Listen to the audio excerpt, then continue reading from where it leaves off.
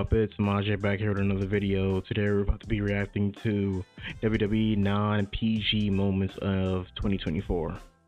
I feel like even though WWE is still PG, they still have a lot of whole like questionable moments where somebody is just doing a lot of stuff.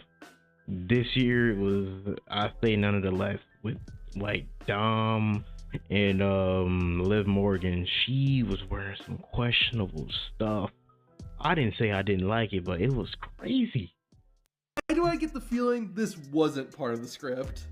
Hey, I'm playing as my childhood hero, John Cena, and San Antonio, Texas' own, the Heartbreak Kid, Shawn Michaels. Here I am. Cerebral and Size and Triple H, they're playing as DX.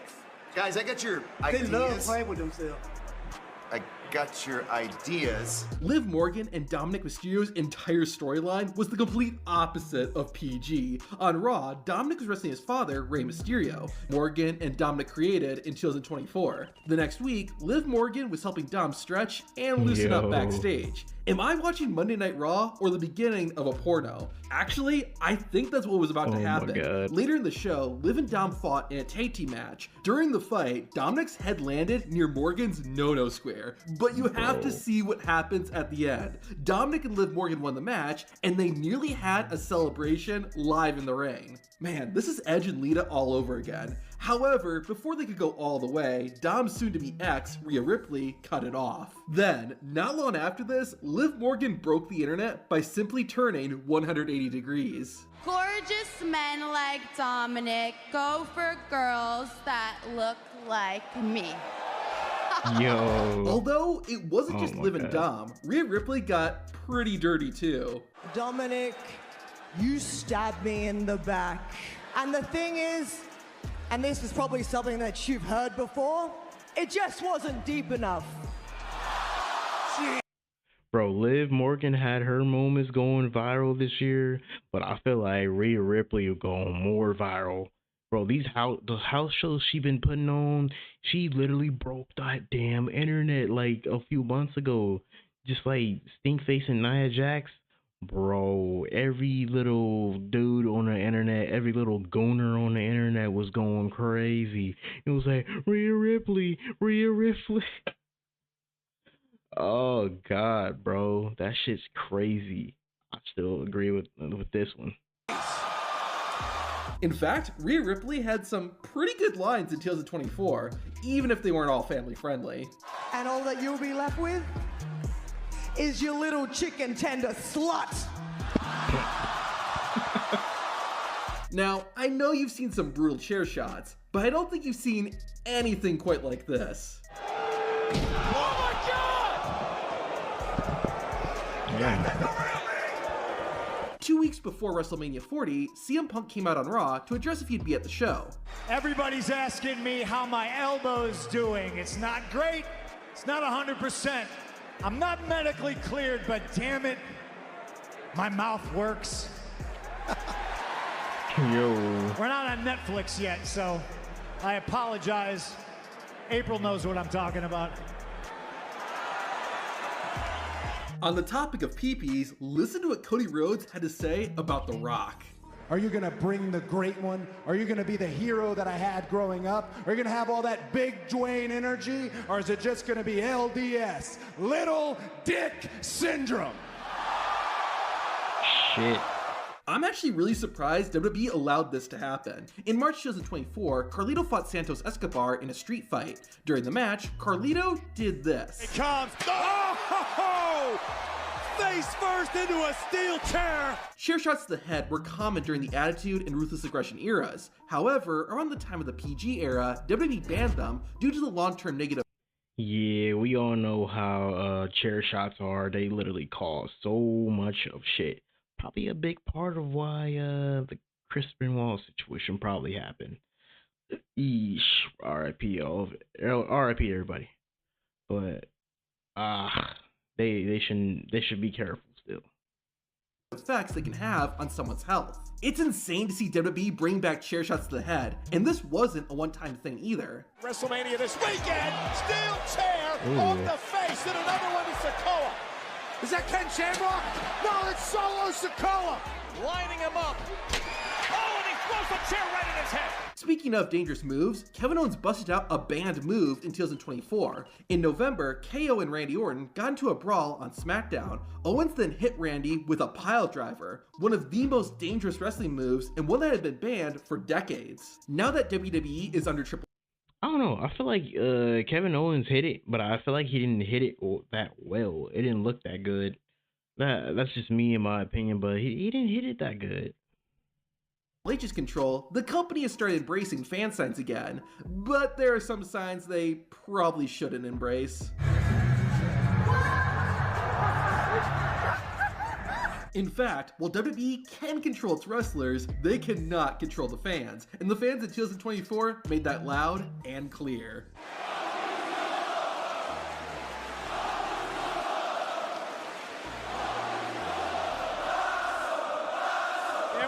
Translator for that. What's really impressive though is the one guy who was loud enough to get his trash talking heard on live TV. Acknowledge me, Bob. You need a room full of strangers to acknowledge your little ass? If you're an old school wrestling fan, you're probably watching all this saying, man, this is nothing compared to the Attitude Era. Well, what The Rock said in this next clip is something you wouldn't have heard even in the 90s. Are there a lot of people from Phoenix here tonight?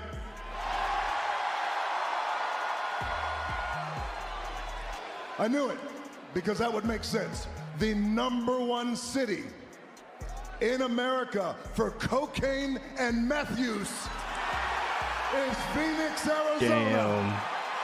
Yes, a Class A drug reference in PG era WWE. That's something that probably wouldn't have happened even during the Attitude Era. Speaking of the Attitude Era though, Bro, it's The Rock. He can say anything he wants. That nigga's practically in charge right now. This nigga is on the board of directors. The other board of directors is kind of gonna tell him what to do when they're the ones that came to him to get hired. Like, nah, you're not about to tell The Rock what to do, bro. His lines back last year was just crazy, bro. I fucking loved every single one of it. Like, his new character, the final boss, was just excellent.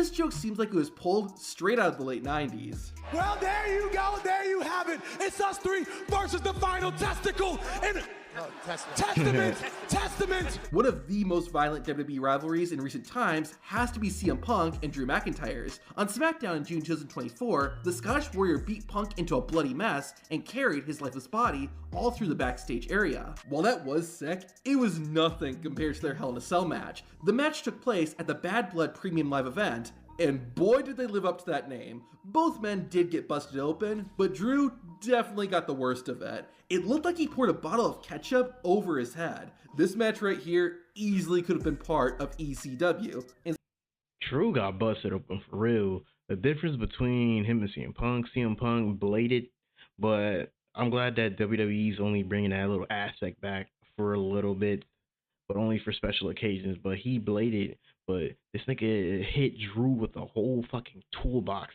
That had to hurt.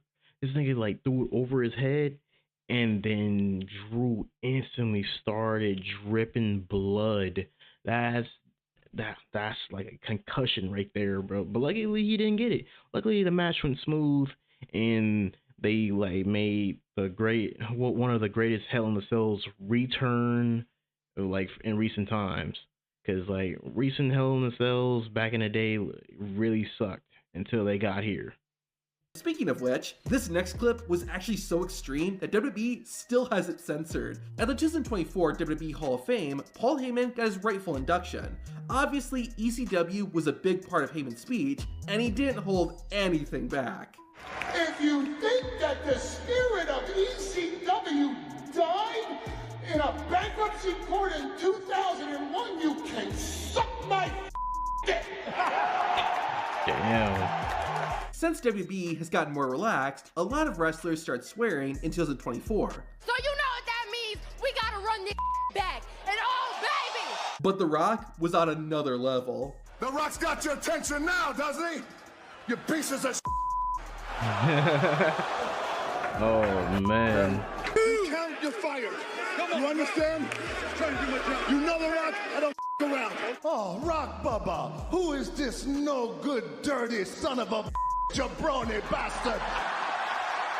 I guess you can say whatever you want when you're on the board of directors. So far, everything you've seen is what happened on TV. Now take a look at what's going on backstage. So what do you think? Yeah, I mean, take that ridiculous thing off. Whoa, Sean, calm down. I love that Michael Cole is still in the PG era, but Pat McAfee isn't. Damien! Please! Holy shit! Since we're talking about Cole and McAfee, this was a funny but not PG moment that happened at SummerSlam. But anything's possible with this piece of... Well, just say it. I mean, that's what he is. This piece of... I feel personally called out by what Drew McIntyre said here. 5 minutes and 46 seconds. That's how long my moment lasted. But some of you find that funny. Well, it's about 5 minutes longer than most of you last in bed, so shut it.